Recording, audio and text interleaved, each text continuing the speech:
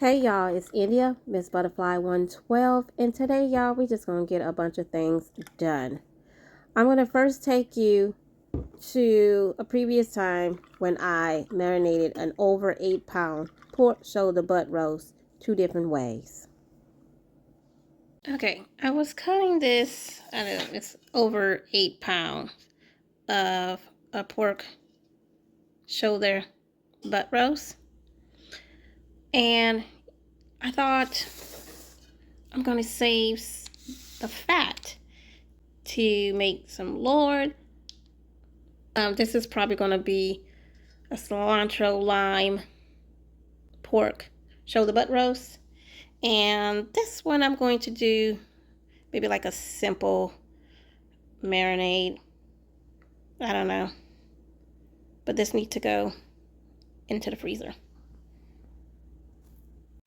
Definitely got to buy some more of this. I also found this in my pantry. The paper came off, but this one is a chili lime. So to this bag, I did the cilantro lime pepper salt. I did some EVOO and some chili infused EVOO, I think, and with this seasoning. Nothing special. I did it in a bowl first, and then when I was done with that bowl, whatever leftover seasoning would just go on this one, but I'm still going to season this one a little different. I think I'm going to add some of this chili lime onto this as well. For this one, whatever cilantro lime seasoning was left in this bowl, then I added some EVOO, salt, coarse black pepper, granulated onion powder, smoked paprika, oregano, basil, and parsley. I think that was it. I'm going to mix it in the bowl, and then I'm going to put it into a Ziploc bag, just like this one, and I'm going to show you what it looks like. I changed my mind. I decided to add some lemon juice and some mustard, yellow mustard. Okay, so we have a simple marinated pork shoulder butt roast. We have a cilantro chili lime pork shoulder butt roast. Here is the cilantro lime pepper salt, the butt roast that I got straight from out the freezer, y'all. Today we're going to just be getting some stuff done. Okay, we're going to add in our 4 ounce of chopped green chilies.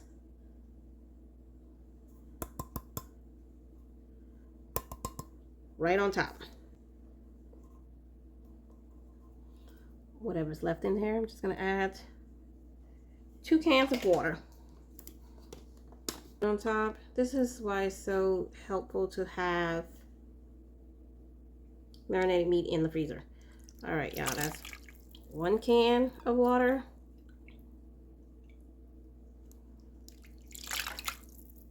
Two cans of water. Clean that right out. Now we're just going to put this on low for about 8 hours.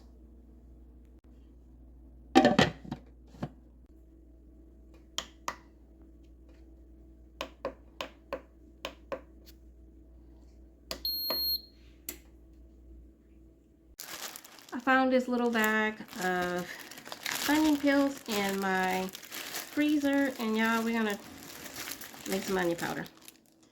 In my smart air fried toaster oven that has a deep fryer, a deep fryer, what is it called? Dehydrator setting.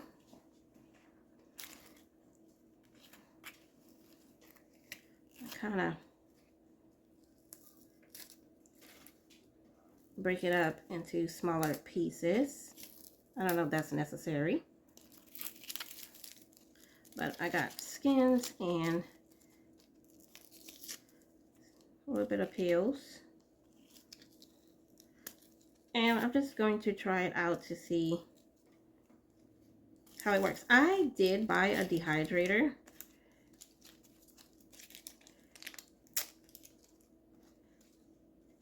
that I will show y'all later.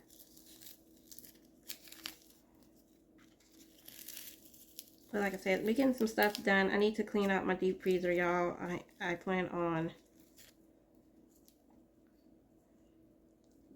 canning for the first time.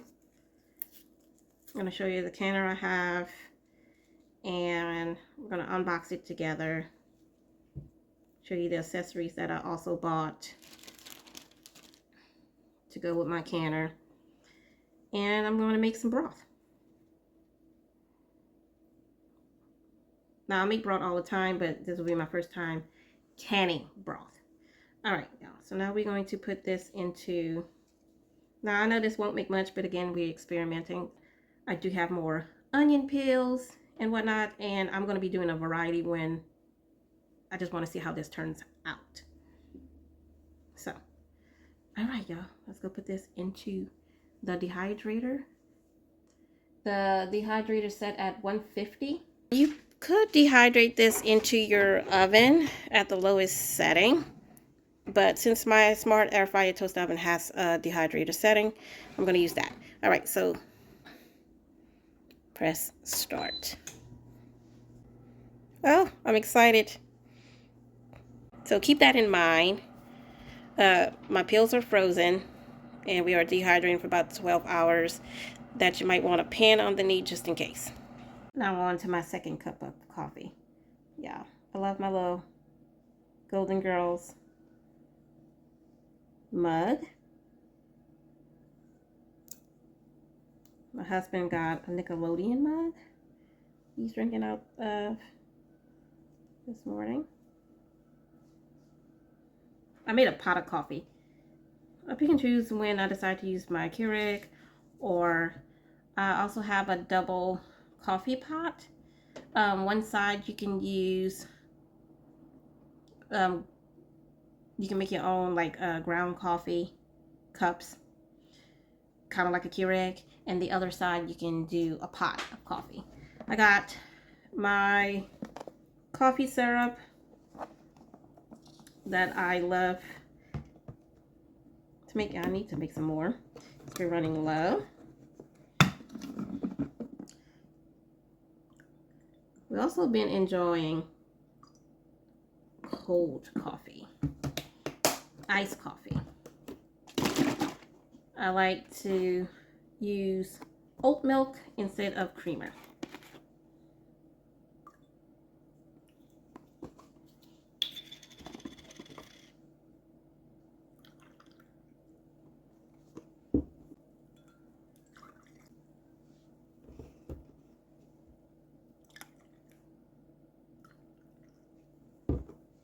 Now it's time to enjoy our second cup of coffee for the day.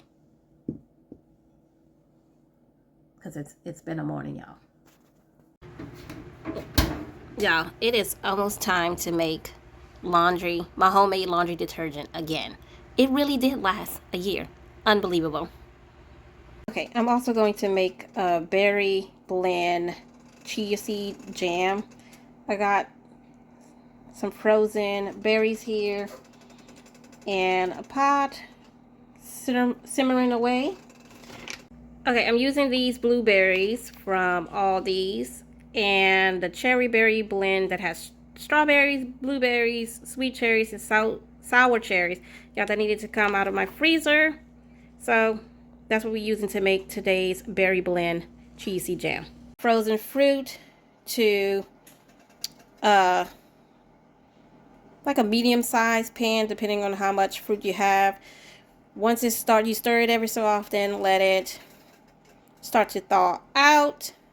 I'm trying to clean out my freezer, and both of these bags were open, so this had to go. So I'm turning it into a berry blend cheesy jam, like I said. So once it starts to thaw and getting softened, release the juices. We're going to mash it up. Then you're going to add your lemon juice, your cane sugar. You can use agave, honey, maple syrup if you want to as well. And then the last thing we're going to end up adding is the cheese seed, but that's at the very end. This is still frozen, as you can see. Just a little bit of ice on that. I'm not worried about it, y'all. Most of that's going to evaporate anyway. If it does start to boil, just turn it down, the heat down some. It's okay. You want to see the bubbling around, but you don't want to be on full on boiling the fruit. Okay, sorry for the steam. Trying to give y'all a close up, but I turned the stove down to number 3 on my stove, so kind of low. Stirring it occasionally because depending on the types of fruit, depends on how much liquid. Also, being that it was frozen as well, also produce more liquid. And I want to cook this down a good bit because I don't want all that liquid. So we're kind of doing this low and slow, but this, it really doesn't take much effort to make this type of jam. That's why I love it. I've yet to try to freeze it because it doesn't last that long for us. But you can blend this with a virgin blender or food processor or even a regular blender. I just use a potato masher and call it a day.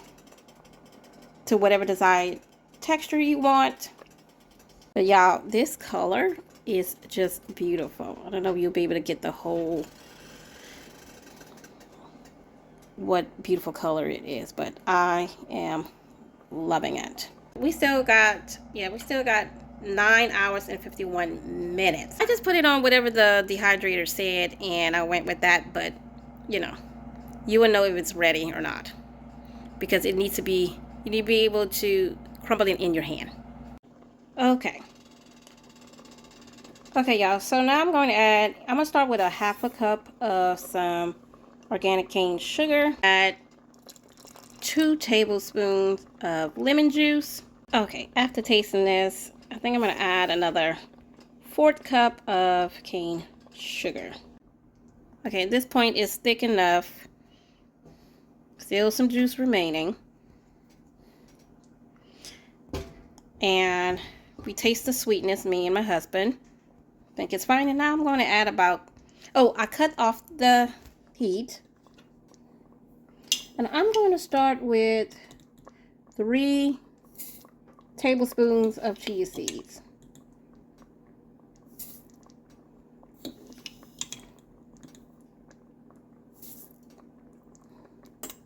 And we're going to stir that in. And this is going to continue. You're going to stir this in, and this is going to continue to thicken. But y'all, do y'all see how beautiful this is starting to look? Well, it's been looking beautiful. But the chia seed magic. Going to put this on the back burner while this cools and continue to thicken up. I also did some coconut flour pancake mixes. I vacuum sealed all my ingredients that I needed, double batches, single batches, and then think about gluten-free baking. You may need to add additional flour even though it says a certain amount. It depends on the type of flour, whether it's homemade or not, and humidity and all this other stuff. I do often find that I still need to add additional 1 tablespoon at a time until it reaches a certain consistency when it comes to gluten-free baking. But yes, pre-mixes of coconut flour pancake mixes for me, y'all. And this is so good. Y'all, look at the color and how beautiful this jam is. Homemade biscuits made with oat flour that I am still working on the recipe. The taste is good, but I want to work on more of it not being as crumbly. So I'm going to add some of this chia seed jam to it, this berry blend chia seed jam to it, and I'm going to show you what it looks like all plated up. Okay, here's a close-up of my trial and error biscuits here. I'm still working on, but y'all, it's more so this berry blend cheesy jam. So good. All right, y'all. I'm gonna go surprise my husband with this. Or if you hear any noise in the background, I got a house full of dogs, my fur babies, the dehydrator going, and that dehydrator. Like I said, I did buy one, same brand as my smart air fryer toaster oven, just a digital, more of a plastic one, and I just made a mess. Don't worry about that, y'all. Ignore that falling.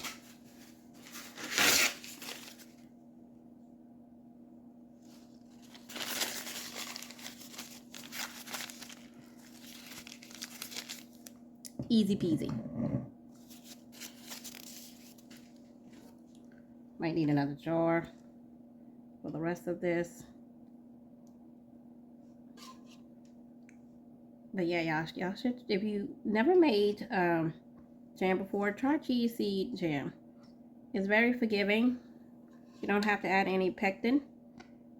Now, I've only did berries, like blueberries, this berry type blend. And I also, and there was frozen, I did fresh. I did black seedless grapes blend. I forgot what that one was, but I did that for this. I think I'm going to just add to a small container. I have this much left. I don't know if it's gonna focus there. Show you reverse the camera and show you a different angle of this cheese seed jam, this berry blend.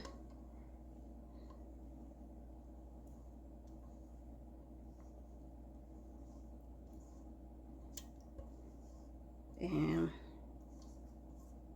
none of this will go to waste, y'all.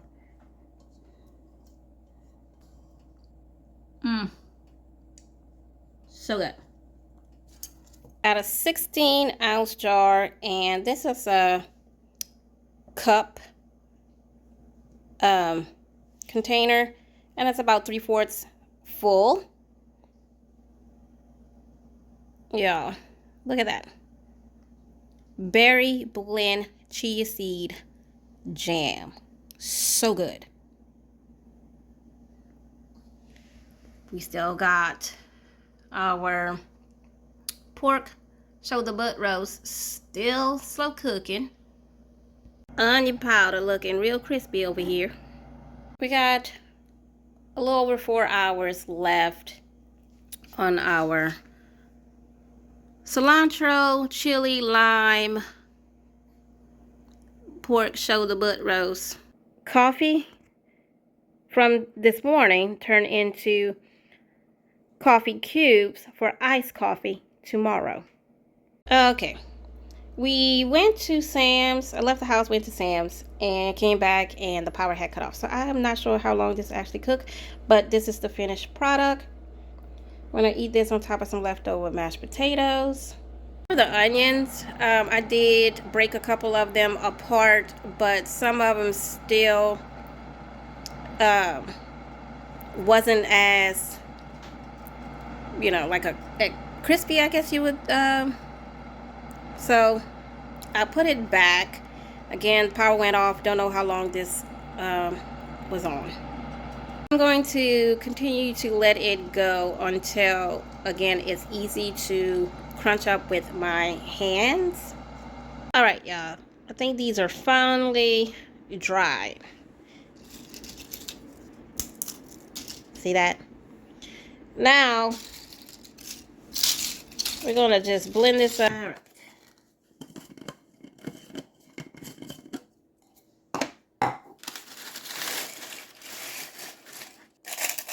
Hear that crunch?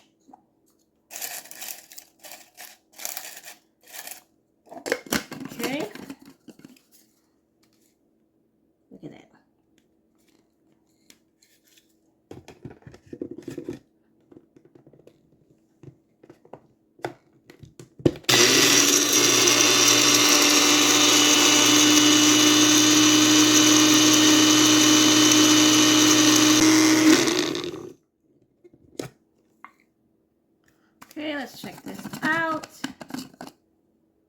Y'all, look at this color. This smells so good. It is beautiful. Now, they still have a little bit of chunks in it, and I'm gonna grind it one more time. Actually, I like it. I'm gonna leave it. Now I'm just gonna put this in a jar and use it the next time I cook. Okay, so I did use my air fryer toaster oven that had the dehydrator setting to make this onion powder. I think next time, although I love it, I'm gonna use my dehydrator that I bought so I can make more, because clearly, you know, this is not a lot. But I did enjoy the experience. Do y'all make your own onion powder? I think I'm gonna start doing this from now on. I bought a bunch of onions, red onions, yellow onions. I got so many onion peels and skins in my freezer. All right, y'all. I think this is where the video is going to end. Hope y'all enjoyed this video. Give it a like, comment, and subscribe. And y'all have a great day.